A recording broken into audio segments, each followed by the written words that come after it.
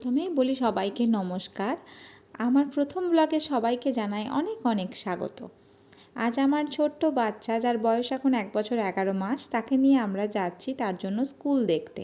বর্তমানে আমরা থাকি চীনের একটি শহর শেনজেনে। সেখানে আমি, আমার হাজব্যান্ড আর আমার বাচ্চা, এই নিয়েই আমার ছোট্ট সংসার।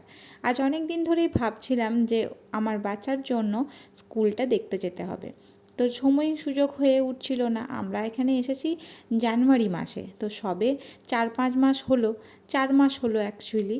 আর আমার হাজব্যান্ড এসেছে এখানে যদিও তার কিছুদিন আগে। তো আমি আমার ছোট্ট বাচ্চাকে নিয়ে ইন্ডিয়া থেকে একাই এখানে এসেছিলাম। দুপুরবেলা নিজেরা ভাত খেয়ে বাচ্চাকে ভাত খাইয়ে এখন আমরা বেরোচ্ছি। ক্যাব বুক করছে অর্পণ, আর তার সাথে গোলুকে এই যে স্টলারে বসিয়ে নিয়ে আমরা যাব।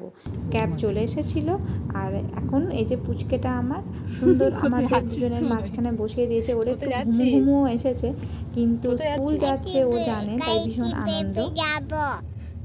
গাড়িতে কোথায় যাব? কোথায় বেবে কোথায় যাব? বেবে যাব, আরে স্কুল যাব, তোমার স্কুল দেখতে যাব, ঠিক আছে? আমরা জানেন তো যাযাবরের মতো পুরো ঘুরে বেড়াচ্ছি।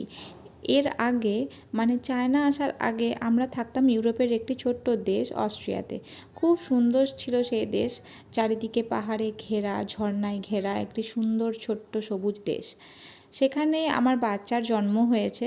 সেখানে 4 বছর আমার সংসার করার পর সেই সংসার সেখানে ফেলে রেখে আমাকে আবার আসতে হয়েছে নতুন একটি দেশ চীনে।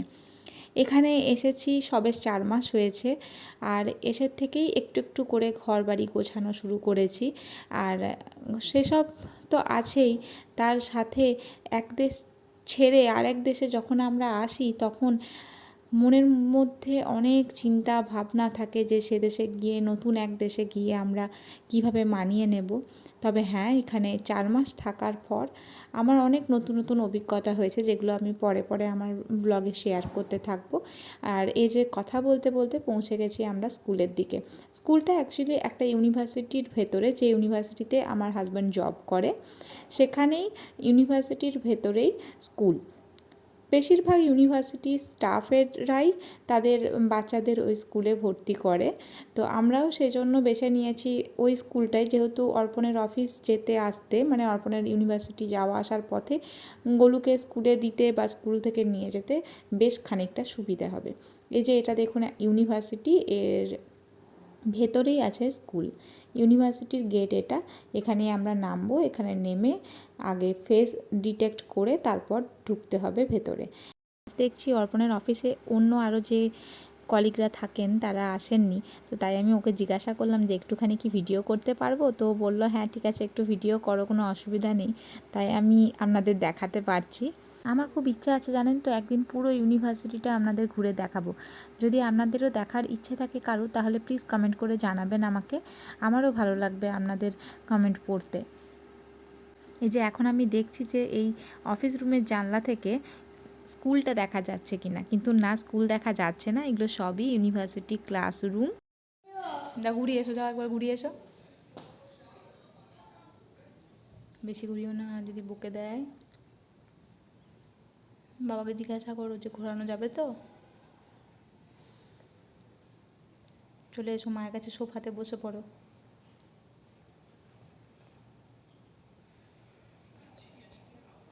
সকাল থেকে খুব অন্যরকম একটা অনুভূতি হচ্ছিল।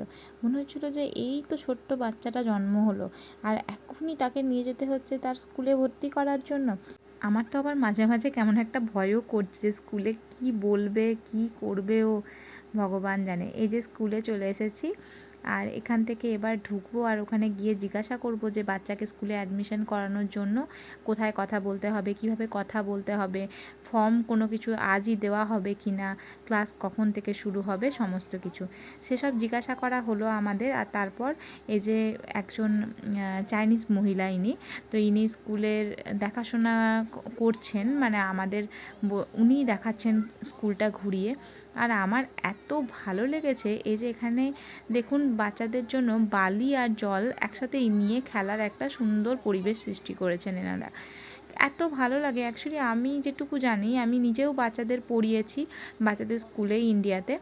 তবে আমার যেটা মনে হয় যে বাচ্চাদের এই আউটডোর প্লেটা না খুব জরুরি। ক্লাসরুমে তো বাচ্চারা পড়বেই, পড়াশোনা করবে, খেলবে, ঠিক আছে, কিন্তু এই যে তারা স্বাধীনভাবে জল নিয়ে খেলা করছে, তার সাথে বালি নিয়ে খেলা করছে, এতে কিন্তু অনেকটা মস্তিষ্কের বিকাশ হয়। আর এখানে ওই যে জল আর বালি নিয়ে খেলা চলছে একটা জায়গায়, তারই পাশে এখানে আবার একজন টিচার রয়েছেন, তিনি রং নিয়ে খেলতে দিচ্ছেন বাচ্চাদের। এখানে কিন্তু কোনো কম্পিটিশন নয়, কোনো ছবি আঁকার কোনো প্রতিযোগিতা নয়, যে কে কতটা সুন্দর আঁকছে সেসব কিচ্ছু না, জাস্ট তোমরা রং নিয়ে খেলো নিজের নিজের মতো করে। ও তো আজ আমার বাচ্চাকে তো আজ সবে আমি স্কুল দেখাতে নিয়ে এসেছি, কিন্তু এনারা এতটাই ভালো, এতটাই সুন্দর ব্যবহার এনাদের। তো সঙ্গে সঙ্গে আমাকে বললেন যে বাচ্চা যদি খেলতে চায় তাহলে ওকে একটা আমরা অ্যাপ্রন পরিয়ে দিচ্ছি। তো ব্যাস, এই যে জ্যাকেট পরিয়ে টাইপের একটা রেনকোট টাইপের পরিয়ে দিয়েছেন, যাতে রং জামাতে না লেগে যায়।